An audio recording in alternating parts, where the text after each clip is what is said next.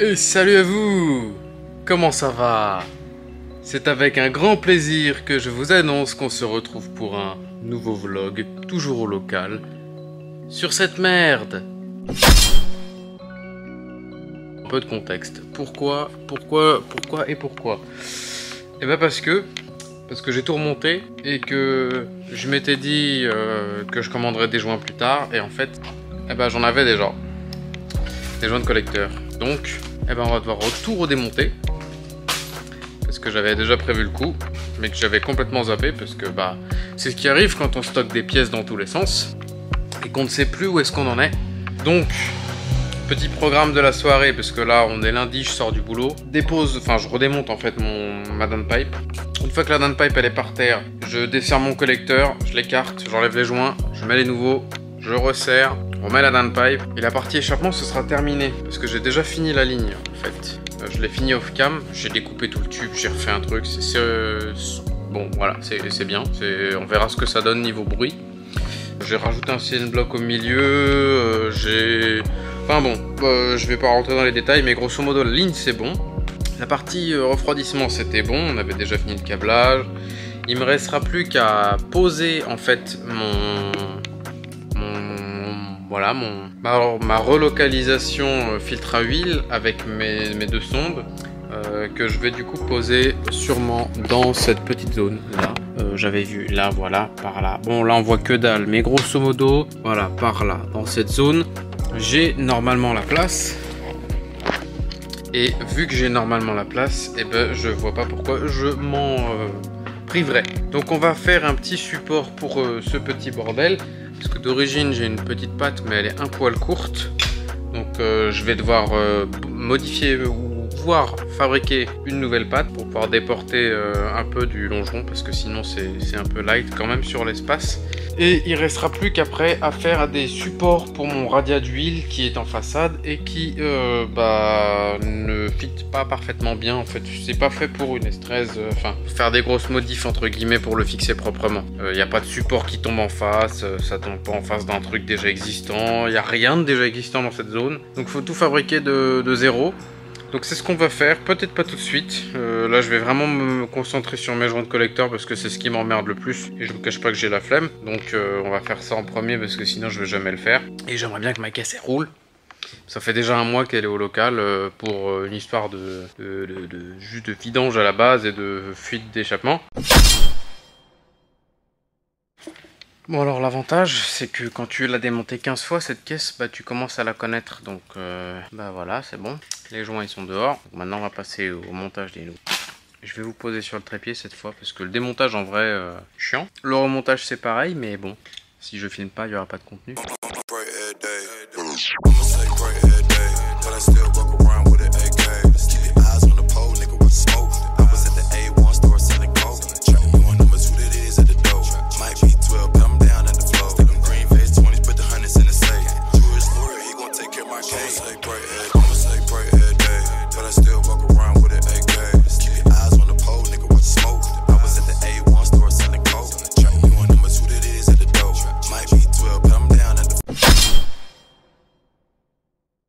Vous savez ce qui est bien avec une S13, c'est que même quand vous résolvez des pannes, vous arrivez à en trouver des nouvelles sans faire exprès. Je m'explique. Il y a un grand nombre de durites de dépression qui parcourent le moteur. Et parmi ces durites, il y a deux durites qui viennent de l'arrière du moteur. Une qui vient du régulateur de pression d'essence et l'autre qui vient de la partie arrière du plénum d'admission. Et donc il y en a une des deux en fait, celle qui vient du plénum qui va jusqu'à une petite solénoïde qui s'appelle Hot Start Solénoïde je crois. Et de ce petit HSS du coup, sa petite abréviation connue des propriétaires de CA18, repartent deux autres durites. Du coup il y a trois voies sur le HSS, une devant, une derrière et une sur le dessus je crois. Je vérifie tout de suite, non, deux devant vers le haut et une à l'arrière. Donc du plénum on a une durite qui vient au HSS, une qui repart au HSS jusqu'à la soupape de régulation de pression d'essence, voilà, au régulateur de pression d'essence d'origine tout simplement. Et l'autre elle va à l'admission en atmosphérique. Et le problème est que si entre le plénum et le régulateur de pression il y a une fuite, quand vous mettez plein gaz ou quand vous êtes au ralenti, le régulateur il comprend pas ce qui se passe parce qu'il n'a pas la bonne pression, donc il n'enrichit pas assez. Donc vous vous retrouvez pauvre en charge, ou trop riche au ralenti, ou d'autres conneries comme ça. Bref, qu'est-ce que je vois quand je remonte mes petits éléments là? Voilà, donc ça, cette durite, elle vient, pour être exact, on va la suivre. Tac, c'est celle qui est sur le dessus là-bas. Donc ici, c'est celle-là. Et elle est sur mon régulateur de pression d'essence. Voilà. Donc j'avais déjà à l'époque chanté en fait le circuit, c'est tout con. Vous branchez directement une durite entre le plénum et le régulateur de pression pour bypass en fait le HSS, parce qu'il y a beaucoup de gens qui le suppriment. Ce qui en fait ne pose aucun problème puisque ce petit élément ne sert principalement que pour le redémarrage à chaud et du coup le reste du temps on s'en fout. Bon, moi j'ai préféré garder quand même tous les éléments d'origine, hein. J'aurais très bien pu passer sur des injecteurs qui n'ont plus besoin du coup de la résistance de chute ou sur des bobines type R8 qui n'ont plus besoin de l'ampli d'origine, mais bon, j'ai préféré rester sur un truc d'origine, comme ça si ça tombe en panne je l'ai dans le cul, et vu qu'on aime bien l'avoir dans le cul dans le groupe, voilà. Bref, on se retrouve juste après. Là je viens de finir de remonter les joints. Bon, plutôt que vous faire un outro maintenant et que la vidéo soit un peu courte, je vais vous faire on va dire un interlude, parce que la vidéo va pas s'arrêter sur ça. Là moi j'ai terminé tout ce qui était parti échappement, donc c'est tout remonté, tout resserré, la ligne est remise, le turbo collecteur, tout ça c'est remis, les durites sont serrées, enfin bref, tout ce que j'avais eu besoin de redémonter là c'est en place, c'est bon, donc en gros on est au même point qu'avant mais avec des joints neufs. En plus de ça, j'ai testé du coup le solénoïde dont je vous ai parlé il y a 2-3 minutes, donc il est bon. J'ai refait mes petites durites de dépression, tout ça c'est good aussi. Il me reste donc la Roloc filtre à huile à... faut que je fabrique la petite patte comme j'avais dit au début de la vidéo. Il va me rester aussi mon train arrière à régler rapidement, j'ai 2-3 petits trucs à revoir dessus. Et après ça, logiquement, mise en eau, mise en huile, on contrôle si tout fonctionne bien au niveau des spales. Et si tout est good, on va tester la voiture. Salut.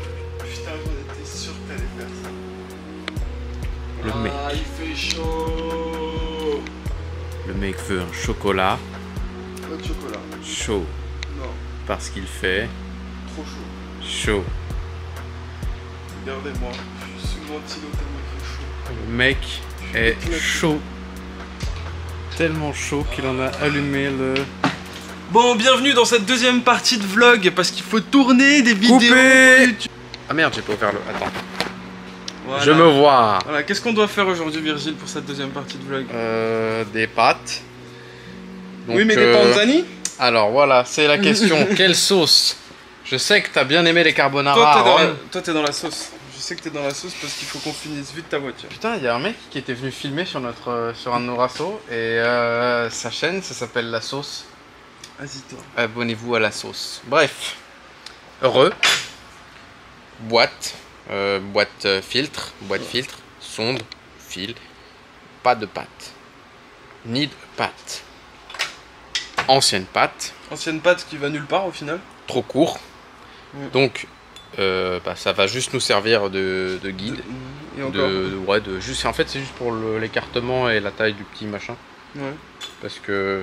Et encore. N'aime pas. Voilà. En gros la partie longue on la rallonge, on la double de longueur et puis pour la suite on verra où est-ce qu'on la met.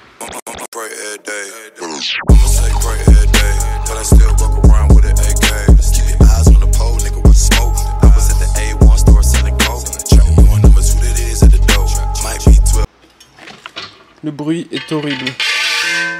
Ah, il en va encore pire. Putain. Ah, c'est horrible.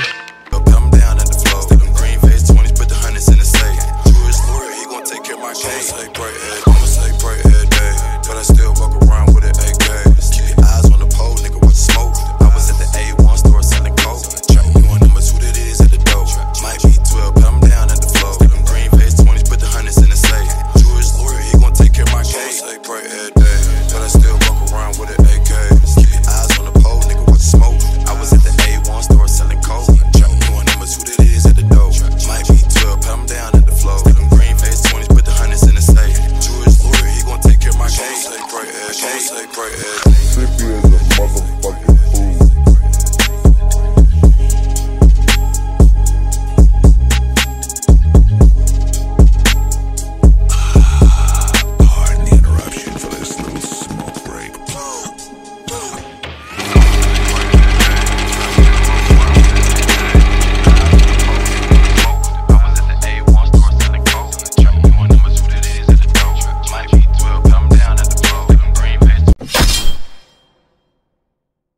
Bon alors, cette plaque.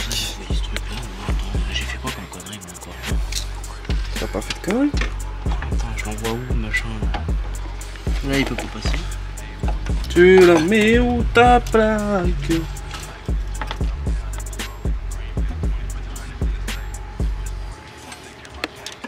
C'est bien hein? Ouais, c'est les durites qui vont me faire chier. Ouais, les grosses durites. Il y aurait pas ce truc là, je pourrais me prendre plus facilement en fait. Et en plus après j'ai mon admission qui vient là. Ouais, complicado. Tu veux pas foutre ça de l'autre côté? Non, personne l'enlèvera, pas grave. Il y a déjà les trous dedans. Juste que je peux pas m'en servir. Un peu gros quoi. Bah ouais.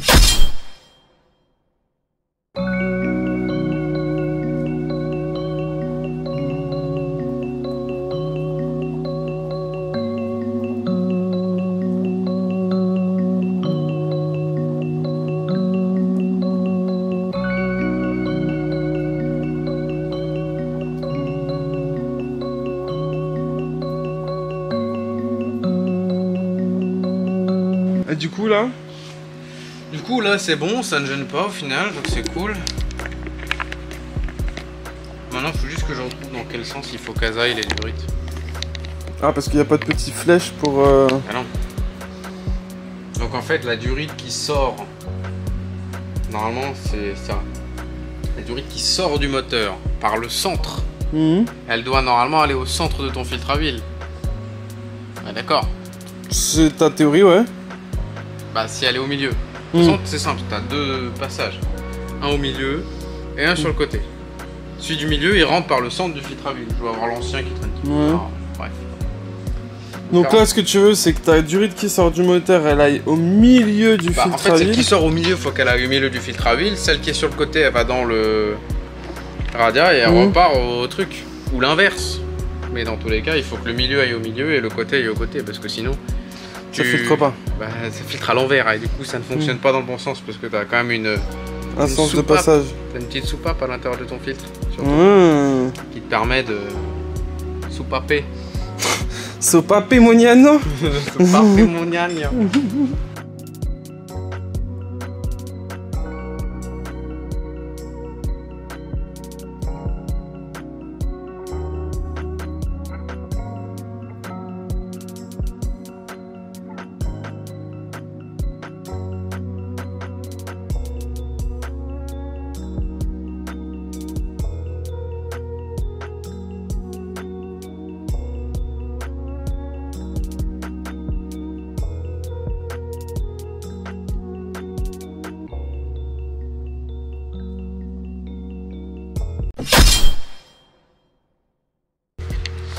Bon les amis, c'est sûrement la fin de cette vidéo parce que après si on fait encore une autre journée ça va être trop long je pense.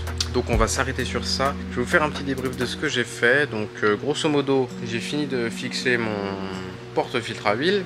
J'ai commencé à faire passer un peu les tubes aussi. Voilà les tuyaux que je commence à fixer petit à petit.